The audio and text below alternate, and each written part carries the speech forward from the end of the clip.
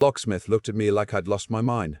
I had called him out on a Tuesday afternoon in October, 2 months after my wife passed, and I handed him a small brass key I'd found tucked inside the lining of her winter coat. Not a house key, not a car key, something older, flatter with a number stamped on the side. 1477.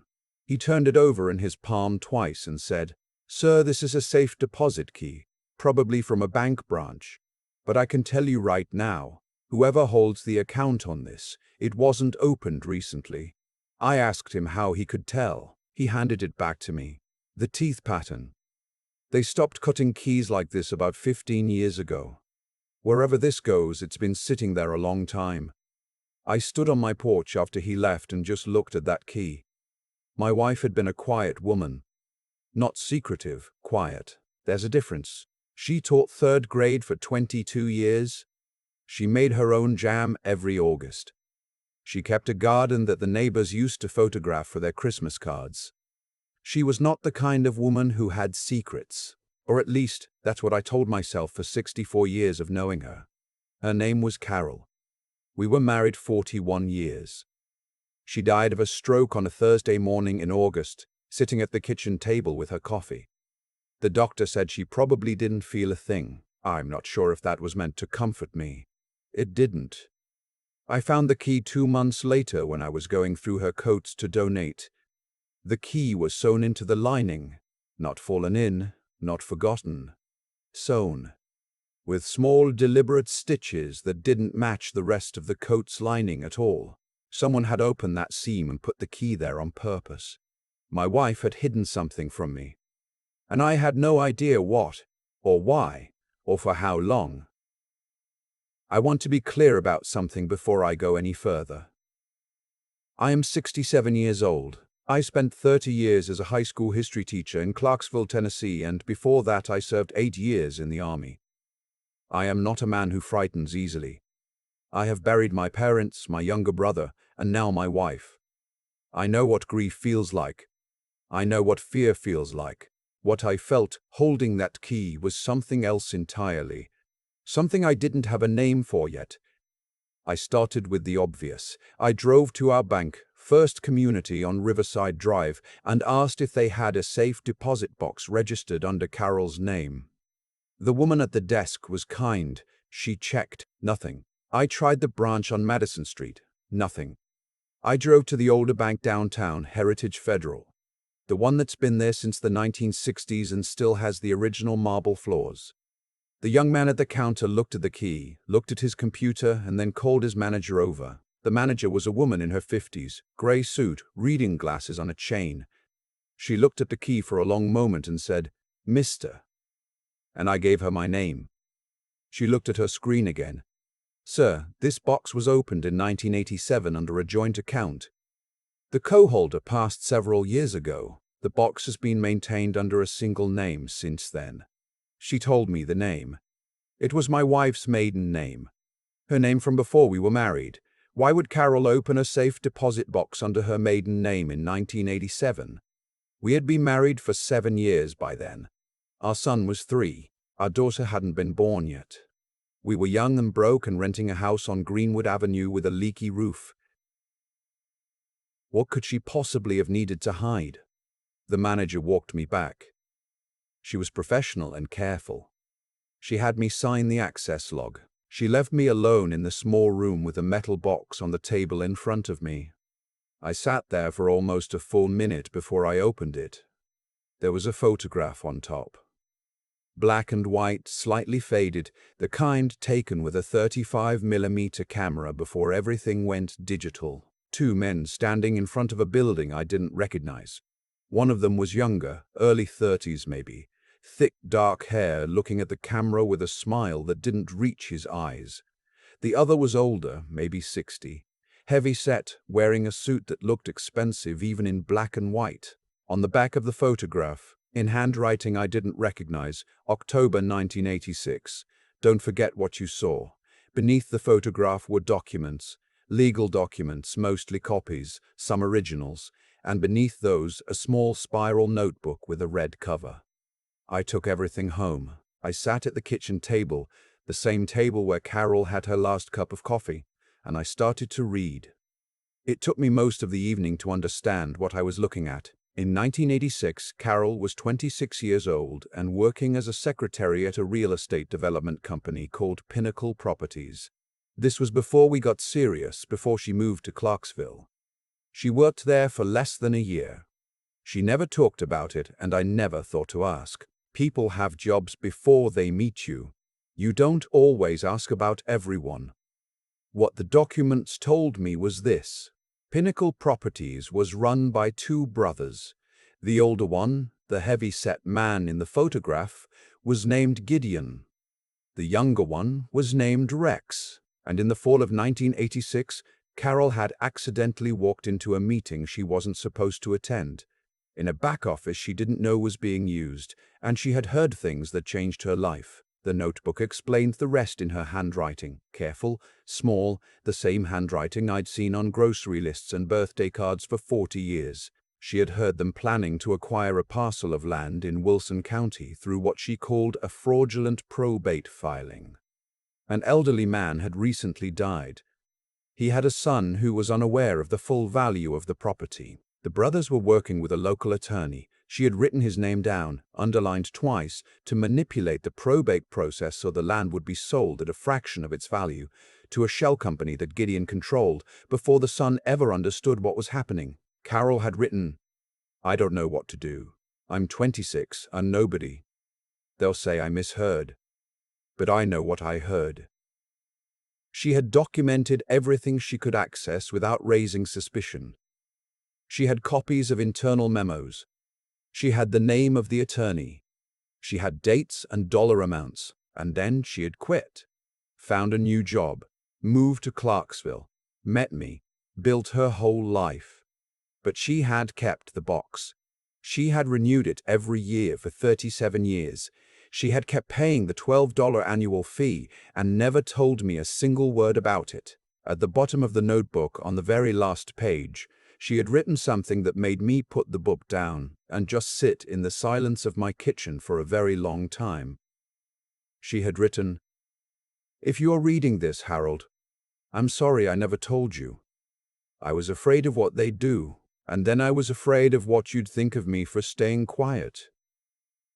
By the time I stopped being afraid, so much time had passed.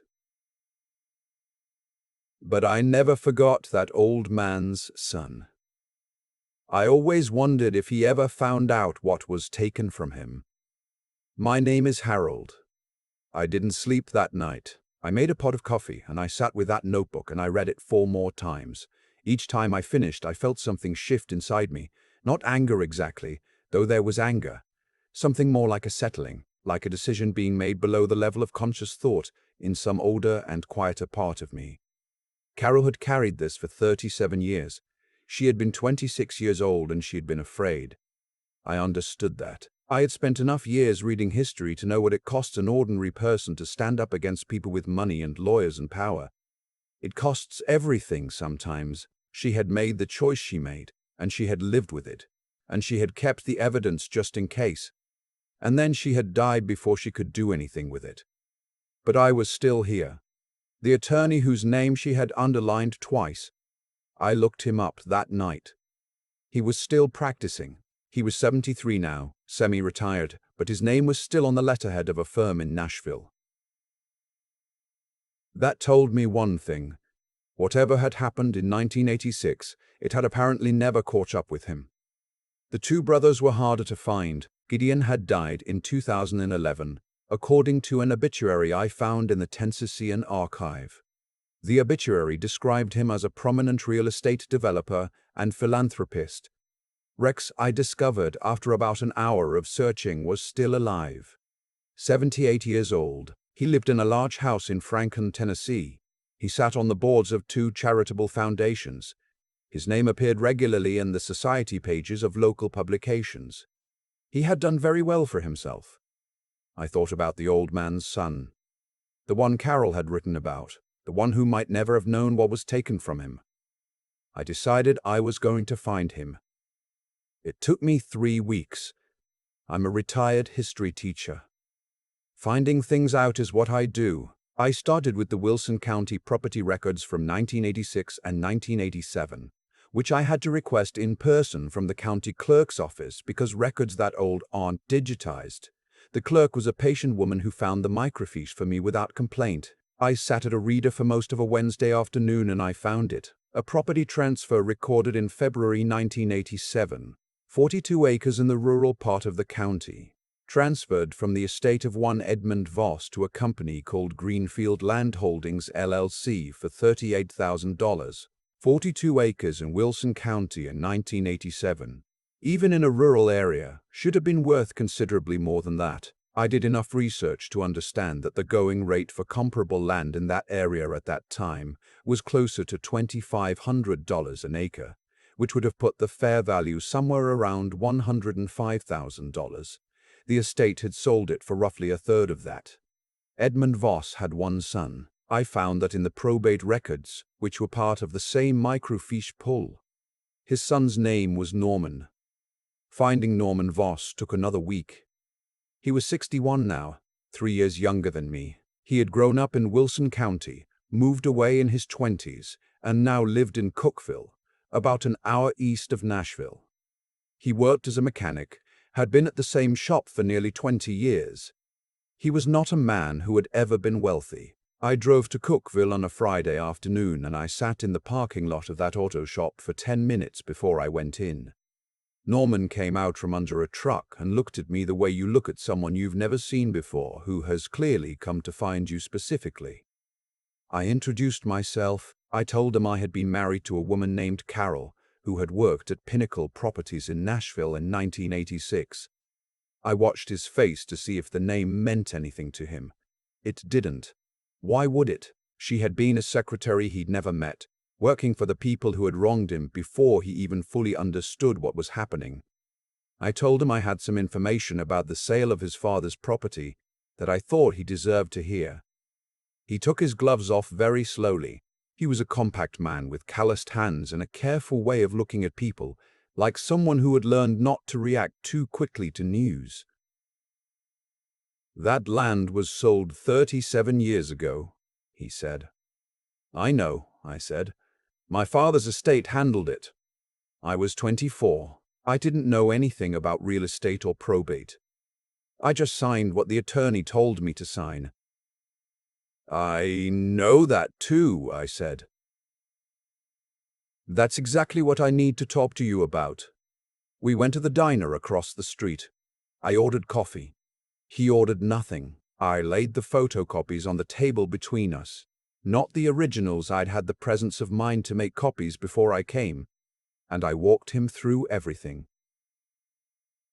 By the time I finished, Norman was very still. He had the look of a man trying to absorb something that was changing the shape of everything he thought he knew about a part of his life.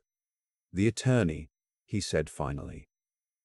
"He told me the property wasn't worth much. He told me the estate couldn't wait, that there were debts." "Were there debts?" He shook his head slowly. "I never saw any documentation. I was 24. I was grieving. I trusted him because he was an attorney and he was a friend of my father's. Or so he said." He looked at the copies of the internal memos. He looked at the name of the shell company. He looked at the number Carol had written, $38,000, and then he looked up at me. "My father built that land," he said. "He cleared it himself. He always said he was leaving it to me." "I believe you," I said. "And I think there's someone you need to speak to. I want to be honest about my limitations. I am a 67-year-old retired teacher. I am not an attorney. I am not an investigator. I had a collection of 37-year-old documents, a dead woman's notebook, and a second-hand account of a conversation overheard by a young woman who had been afraid. But I'm also a man who spent 30 years teaching students about how history turns on what ordinary people decide to do with what they know." Carol had kept these documents for a reason. She had hidden them carefully and renewed the box every single year and written my name at the bottom of that last page. I contacted a law professor at Vanderbilt that a former colleague had mentioned to me years ago, a woman who specialized in property law and had done pro bono work on cases involving rural land fraud. I called her office. I expected to leave a voicemail and hear nothing back for weeks. She called me back the same afternoon. I sent her the documents. She called me again 2 days later. Her voice was different, more focused, with a quality I can only describe as professional alertness. She told me that what I had was not sufficient on its own to reopen a 37-year-old transaction. Tennessee's statute of limitations on fraud was 4 years. Whatever civil claim Norman might have had was long since extinguished. But, she said, there were other considerations. The attorney was still licensed. If there was evidence of fraud in how he had conducted that probate, and Carol's documents suggested there might be, that was a matter for the Tennessee Board of Professional Responsibility. There was no statute of limitations on professional misconduct complaints in certain circumstances, and Rex, the surviving brother, had received the benefit of a transaction tainted by that misconduct. She said, "This won't get Norman his land back. I want to be very clear about that, but it might accomplish something." I asked what that something might be. She said, "It might mean that the people who did this don't spend the rest of their lives pretending they didn't." That was enough for me. The complaint was filed in January. Norman's name was on it with his full knowledge and consent. I submitted everything Carol had preserved: the photograph, the memos, the notebook. The law professor helped prepare the documentation. She did it pro bono, because she said the case was worth doing. The attorney, the one Carol had underlined twice, was notified in February. His firm issued a statement through a spokesman saying he had no recollection of the events in question and that the allegations were without merit. His retraction came in April. I found out through the law professor, not through any news coverage. He submitted a written statement to the board acknowledging that he had not fulfilled his obligations of independent professional judgment in the 1987 probate matter. He did not call it fraud. His lawyers were too careful for that. But he acknowledged it in writing under his signature. Rex's name was referred to the state attorney general's office for review. I don't know what will come of that. It may come to nothing. I am trying to prepare myself for that possibility. The law professor told me it depends on whether the AG's office has an appetite for a decades-old case against an elderly man with good lawyers and charitable foundations bearing his name. What I do know is this: Norman Voss knows what happened to his father's land. He knows the names of the men who took it from him and the attorney who helped them do it. He knows that someone saw it happening and kept the evidence and carried it for 37 years because she couldn't find another way to live with herself. He called me in May, 3 weeks after the attorney's acknowledgement was filed. He was quiet for a long moment and then he said, "I want to thank your wife." I told him I would pass that along. He said, "Do you believe that's possible?" I thought about Carol at the kitchen table, her coffee going cold, her garden out the window. I thought about those small, careful stitches in the lining of her coat. I thought about the way she had written my name at the bottom of that notebook page, not as an explanation, just as an acknowledgement. Harold. Just that. "Yeah," I said. "I believe that's possible." I have been thinking about what it means to carry something for a long time without telling anyone. I don't think Carol was wrong to be afraid. I think she was 26 years old, and she made the only calculation available to her at the time, and she spent 37 years finding a way to make it right without quite being able to do it herself. She trusted me to do the part she couldn't. I don't know if she planned it that way or if it just ended up that way. It doesn't matter, I suppose. What I know is that 67 is not the end of anything. I have been treated, in the month since Carol died, as though I am a problem to be managed. By well-meaning neighbors, by my own adult children who keep asking if I've thought about downsizing, by the world in general, which has a way of treating grief in older men as evidence of incompetence rather than love. I am here to tell you that a 67-year-old man with a library card, a copy machine, and a reason to keep going is not a man to underestimate. Carol knew that. She always knew that. I went back to Heritage Federal last week. The box is empty now. I thanked the manager, the one with the reading glasses on a chain. and I closed the account. She asked if I was sure. I told her I was. On the way home, I stopped at the cemetery. I don't do this often. I'm not sure Carol would see the point of it.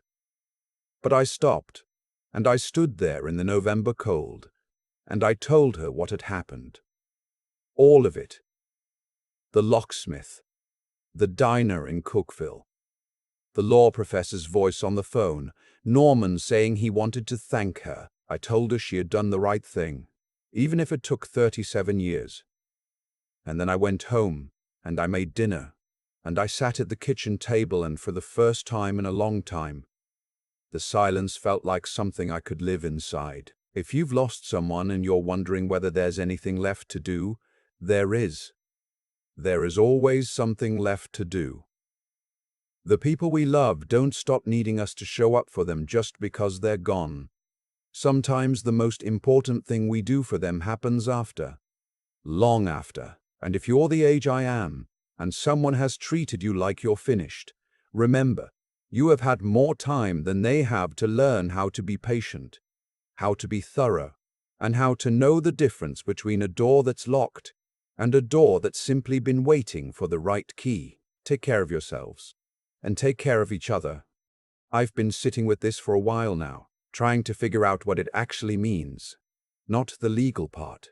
I've made peace with the limits of what the law can do after 37 years. I mean the larger thing. The thing underneath all of it. Carol was afraid. She was 26 years old and she saw something she wasn't supposed to see, and she made a choice that a lot of people would have made in her position. She protected herself. She moved on. She built a good life, a genuinely good life, the kind that most people would be proud of, and she still couldn't let it go entirely. She kept that box. She kept paying $12 a year, year after year, decade after decade. That tells me something important. The people who wronged Norman's father didn't just take land. They took something from Carol too, a piece of her ease, a piece of her ability to just live without that thing sitting in the back of her mind. That's how it works, I think. When we stay quiet about something wrong because we're afraid of the cost of speaking up, the cost doesn't disappear. It just moves. It moves inside you, and you carry it, and some part of you is always a little heavier than it needed to be. Carol was a deeply good woman. I'm not saying otherwise. I am saying that even deeply good people can find themselves in situations where the right thing feels impossible, and they make the only choice that feels survivable, and they spend the rest of their lives paying the interest on it quietly, alone. What I want to say, what I keep coming back to, is that the choices we make when no one is watching are the ones that define us longest. Gideon is dead. He spent his last years being called a philanthropist. Rex sits on charitable boards and sees his name in the papers. The attorney issued a careful acknowledgement that cost him as little as possible. None of them lost sleep over Norman Voss and his father's 42 acres. That's the thing about people who do harm at a distance, through legal mechanisms and shell companies and paperwork. They get very good at not thinking about the faces attached to what they've taken. But Norman knew. He always knew something wasn't right, even if he couldn't prove it. He was 24 years old and grieving, and someone handed him papers and told him to sign. And he signed, because what else do you do when you're that young and that lost, and you trust the wrong people? That young man grew into a 61-year-old mechanic in Cookville who still carries the shape of what was taken from him, even if he couldn't name it precisely until I sat across from him in that diner. Knowing matters, even when it comes too late to undo the damage, even when there's no dramatic reversal of fortune, even when justice is partial and imperfect and quiet, knowing still matters. Norman deserved to know the truth about his father's land. Carol deserved to finally put something down that she'd been carrying for most of her adult life. And I needed to understand that the woman I was married to for 41 years was someone who, even in her fear, had the integrity to preserve the truth for a future she couldn't predict. Intelligence without courage is just information. Courage without integrity is just recklessness. What Carol showed me, In those small, careful stitches, in that notebook, in writing my name on the last page, was that she had all three. She knew what was right. She found a way to hold on to it. And when she couldn't act herself, she trusted someone she loved to carry it forward. I am 67 years old and I am still learning from my wife.